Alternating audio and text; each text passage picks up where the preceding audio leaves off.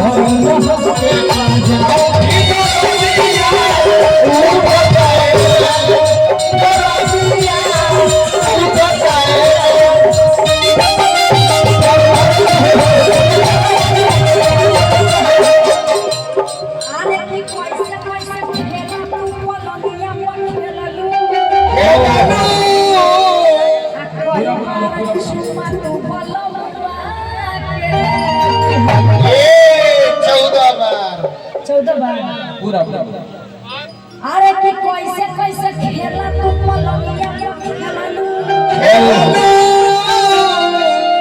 कोई बार चुमा तू बलनुआ के